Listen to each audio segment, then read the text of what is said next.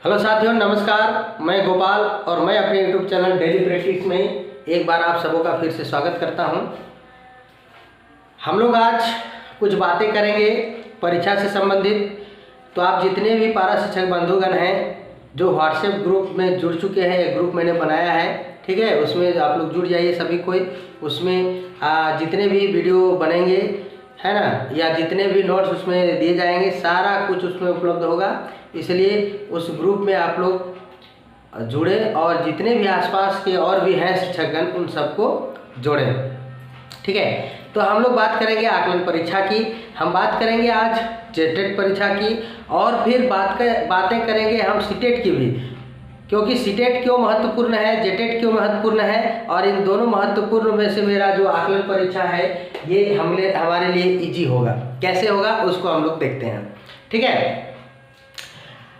तो जितने भी पारा बंधुगण हैं उनके लिए मैं विशेष लाइव आया हूं और इसी तरह लाइव आता रहूंगा। आपसे ये सलाह भी मैं चाहता हूं कि मैं इसी तरह लाइव वीडियो बनाऊं या फिर मैं जो स्क्रिप्ट लिख के भेजता हूं उस तरह का वीडियो बनाऊं। किसमें आपको अच्छा लगता है वो आप लोग कमेंट करेंगे, ग्रुप में भी करेंगे और हमारे यूट्यूब चैनल में भी करेंगे, ठीक है। तो चलिए आज हम लोग विश्लेषण करते हैं। सबसे पहले हम लोग आकलन परीक्षा का विश्लेषण करेंगे, फिर जेटेट का विश्लेषण करेंगे और उसके बाद सीटेट का भी थोड़ा सा हम लोग जिक्र करेंगे और देखेंगे उन सब का कोरिलेशन क्या है, एक दूसरे से संबंध क्या है, कौन सा सब्जेक्ट है जो सभी विषय सभी परीक्षाओं में पूछे जाएंगे।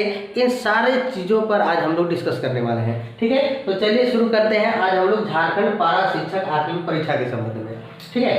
तो देखिए हम लोग का जो यूनियन है यानी पारा शिक्षक संघ का जो यूनियन है उन्होंने डिमांड रखा है कि हमारी जो नियमावली बनेगी वो बिहार की तर्ज पर बनेगी, बिहार सरकार की तर्ज पर। तो स्वाभाविक है कि परीक्षा भी जो बिहार आकलन परीक्षा हुई थी हो सकता है उस वैसे ही परीक्षा ले, तो उसके लिए हम लोग को पहले से तैयार रहना है। उसमें कुछ चेंजिंग होगा नो डाउट, लेकिन प्रायः जो विषय होंगे वो इसी तरह के होंगे और उन्हीं को आधार मानते हुए अभी तत्काल हम लोग तैयारी करेंगे। जब तक जो है हम लोग का नियमावली बन नहीं जाता है और जब तक हम लोग का आता नहीं है सिलेबस, तब तक हम लोग इसी आधारित हम लोग तैयारी करेंगे, ठीक है। तो चलिए देखते हैं।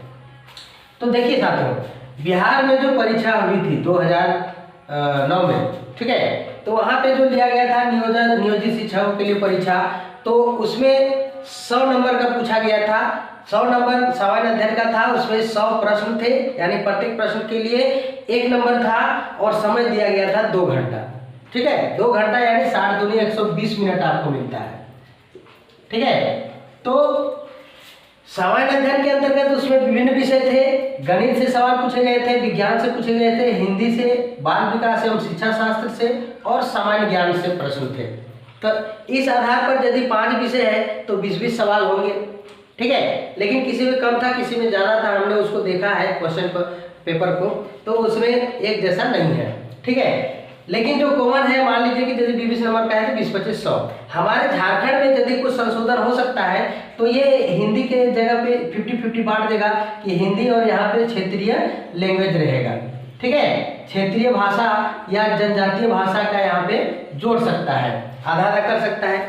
दूसरी बात ये रही कि जैसे सामान्य ज्ञान जो है, तो सामान्य ज्ञान के अंतर्गत क्या क्या पूछा जाएगा, तो जितने भी भारत का भूगोल, भारत का इतिहास से लेकर के भारत के जो सामान्य जो समसामयिकी घटना है या फिर झारखंड सामान्य ज्ञान है, ठीक है, और इतिहास, भूगोल, नागरिक शास्त्र, ये सब तो कॉमन चीज है जो इसमें रहेगा, सब इसी में रहेगा। तो इससे क्या हो जाता है कि सामान्य ज्ञान का जो है विषय, ये जो सामान्य ज्ञान है ये काफी विस्तृत विषय बन जाता है। तो इस पर हम लोग ज़्यादा प्रैक्टिस करेंगे, ज़्यादा प्रैक्टिस सेट उस पर हम लोग करेंगे, अभ्यास करेंगे, निरंतर अभ्यास करेंगे, ठीक है। बाल विकास भी हम लोग देखेंगे, बाल विकास एवं शिक्षा शास्त्र, हिंदी भी, विज्ञान भी और गणित भी, और इन सब की कक्षाएं मैं स्टार्ट कर चुका हूँ, ठीक है। इसलिए आप लोग एकदम बने रहिए मेरे साथ डेली प्रैक्टिस में। डेली प्रैक्टिस आप लोग YouTube चैनल को सब्सक्राइब कर सकते हैं, डायरेक्ट आप चैनल पे जा सकते हैं या मेरे व्हाट्सएप ग्रुप के थ्रू जुड़ करके फिर आप मेरे वीडियोस देख सकते हैं, ठीक है। मैं नंबर दे देता हूँ, यदि आपको ग्रुप इनवाइट नहीं मिला है तो ये देखिए 88 73 02 49 7, इस नंबर पर जो है आप हमको व्हाट्सएप करिए, आपको मैं जोड़ दूंगा। नाम और नंबर जरूर बताइएगा, ठीक है, जोड़ देंगे, ठीक है। चलिए देखते हैं जेटेट। जेटेट हम लोग के लिए क्यों इम्पोर्टेंट है। जैसे जेटेट की जब हम लोग तैयारी करेंगे तो बाल विकास एवं शिक्षा शास्त्र जो 1 to 5 का फॉर्म भरेंगे, जिसके लिए मिनिमम क्वालिफिकेशन है कि शिक्षा में जो है आपको डिप्लोमा होना चाहिए, 2 वर्षीय डिप्लोमा, चाहे DLED हो, DPE हो या कोई भी बेसिक कोर्स हो, ठीक है, जो शिक्षा में 2 साल का ट्रेनिंग, उसके बाद आपको कम से कम इंटरमीडिएट होना चाहिए, तो आप 1 to 5 वाला भर सकते हैं। 6 to 8 भरने के लिए ग्रेजुएशन होना चाहिए, उसके बाद DLED है, DPE है, ये भी चलेगा, या फिर BEd है, ये भी चलेगा, ग्रेजुएशन चाहिए, ठीक है, 50% के साथ में।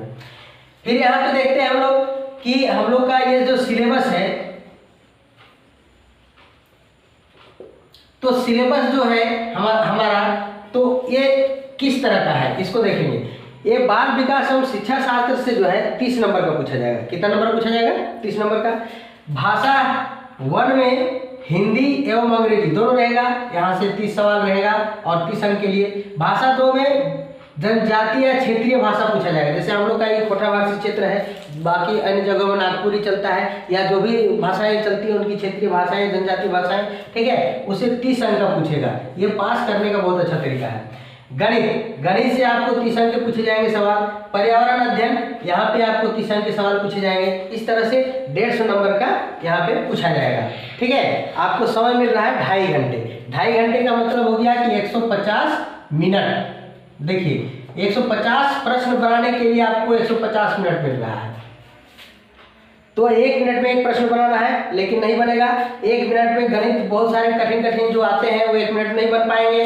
फिर आपको जैसे ये बाल विकास शिक्षा शास्त्र के लंबे प्रश्न रहते हैं जिसमें दिमाग लगाना पड़ता है, वो 1 मिनट में नहीं हल हो सकता है। तो फिर क्या रणनीति बनाएंगे, इधर जो पर्यावरण अध्ययन का जल्दी हल करेंगे, आधा मिनट में हिंदी का हल करेंगे, ये क्षेत्रीय भाषा से जो आएगा उसको हल करेंगे, और जो समय बचेगा उसको ज़्यादातर समय हम लोग मैथ और बाल विकास में लगाएंगे। ये आपको रणनीति बनाना होगा, तब जल्दी हो पाएगा और अच्छा अंक आप ला पाएंगे, ठीक है। समझ रहे मेरी बात को। इसी तरह सेकेंड पेपर जो है, जो क्लास 6 और 8 के लिए जो टीचर बनेंगे उनके लिए है, तो सेम विषय उसमें भी है, लेकिन क्या है कि यहाँ पे मैथ और साइंस जो पोर्शन में जो लोग रहेंगे, है ना, मैथ और साइंस से जो पोर्शन के जो लोग रहेंगे वो इसमें 60 नंबर का जो सवाल पूछा जाएगा तो इसको भरेंगे, और जो आर्ट्स वाले होंगे वो लोग SST भरेंगे, सामान्य अध्ययन, ठीक है। इतना ही अंतर है। 60 नंबर का इसमें मैथ साइंस मिला करके जो साइंस वाले रहेंगे वो लोग भरेंगे 60 नंबर के लिए, और SST वाले भरेंगे। बाकी उसमें भी लैंग्वेज 1 और लैंग्वेज 2 और चाइल्ड डेवलपमेंट एंड पेडागोजी से सवाल आएगा, उसमें भी 2.5 घंटे मिलेंगे और यानी 150 मिनट मिलेंगे, ठीक है। तो ये जेटेड। अब हम सीटेड भी इसी तरह का है, लेकिन उसमें भी भाषा 1 भाषा 2, भाषा 1 में लोग हिंदी रखते हैं, भाषा 2 में अंग्रेजी रखते हैं। बाकी इसी तरह है, गणित और पर्यावरण उसमें भी, बाल विकास और शिक्षा शास्त्र उसमें भी, इसमें भी वही हाल है, सेम टू है ना। अंतर सिर्फ इतना है कि इसमें झारखंड सरकार जो ST SC और OBC के लिए 52% जो रखी थी, और नहीं ST SC के लिए 52% था, SC ST के लिए, और OBC के लिए जो है रखी थी, OBC के लिए ये 60% लगभग रखी थी। OBC बोल रहे हैं, OBC और जनरल, नहीं सॉरी OBC और ST SC, OBC SC और ST, ये तीनों के लिए 52% था, और हम लोग जो जनरल जो भरते हैं उनके लिए 60% था। ये था इनका मानक, ठीक है, जेटेट में। लेकिन सीटेट में क्या होगा कि आपको सीटेट में 60% लाना ही लाना होगा, कोई ये 45-52 से नहीं चलेगा। देखिए वहाँ पे जो पूछा गया था मैट्रिक स्तर के सवाल थे, जो आपको आकलन परीक्षा जो पूछा गया था बिहार में, वहाँ पे आपको जो है परीक्षा का जो स्तर था वो मैट्रिक स्तर था, उससे नीचे का भी सवाल था, ठीक है। और वहाँ क्वालिफाइंग मार्क्स जनरल OBC के लिए 45% था, SC ST के लिए 40%। हमारे यहाँ भाई लोगों ने 33% का डिमांड रखा है कि 33% करिए, ठीक है। तो इस तरह से इजी हो जाता है, सवाल एकदम इजी थे वहाँ पे आकलन परीक्षा के, लेकिन हमारे यहाँ नहीं हो सकता है सवाल इजी, क्योंकि ये झारखंड है, ठीक है। वहाँ पे सरकार चाहती थी कि ज़्यादा से ज़्यादा लोग नियोजित हो, हमारे यहाँ संख्या कम होने के बावजूद भी थोड़ा प्रॉब्लम होता है, इसलिए ये मान करके बैठे कि हमको मजबूत तरीके से आना है, मजबूत तरीके से रणनीति बनानी है, और मजबूत तरीके से हमको लड़ना है कंपटीशन में, ठीक है। तो इसके लिए हम लोग को बने रहना है। तो अब जो है हम लोग जो तैयारी करेंगे अब यहाँ से समझिए कि रेगुलर क्लासेस चलेगी, रेगुलर टेस्ट चलेगा, है ना। तो सबको एक साथ मिल करके अपना कमेंट दीजिएगा किस पोर्शन आपकी में कमजोरी है, किसको पढ़ना ज़्यादा है, किसको क्या करना है। मेरा जो है सिद्धांत कि मैं पहले लेक्चर देता हूँ किसी भी सब्जेक्ट पर, है ना, कि उससे संबंधित मैं समझाता हूँ। उसके बाद वहाँ से ऑब्जेक्टिव मैं प्रैक्टिस, आप लोग देखे होंगे खूब प्रैक्टिस में करवा रहा, तो वो प्रैक्टिस सेट मैं भेजता हूँ ताकि आप उसको प्रैक्टिस करिए, ठीक है। और अंतिम जो होता है वो होता है टेस्ट सीरीज। ये टेस्ट लिया जाएगा आप लोग जब आप लोग 15 दिन 20 दिन जब आप लोग पुराने हो जाएंगे, पढ़ेंगे, उसके बाद टेस्ट सीरीज चलेगा। देखते हैं कि कौन कितना ध्यान देते हैं और कितने मार्क्स लाते हैं, ठीक है, उसके लिए अलग से चलेगा। तो साथियों, जैसा कि मैं बताया, इसमें आप लोग क्लियर हो गए और कोई डाउट नहीं होना चाहिए। मजबूती के साथ लगे रहिए, जरूर सफलता मिलेगी और निश्चित तौर पर मिलेगी। एक भी मेरे पारा बंधुगण जो है बाहर नहीं रहेंगे, सब कोई पास करेंगे, ये मैं भगवान से प्रार्थना करता हूँ और मेरा विश्वास भी है। एकदम लगे रहिए और मेहनत से निकालिए इसको, बस इतना ही कहूँगा। धन्यवाद।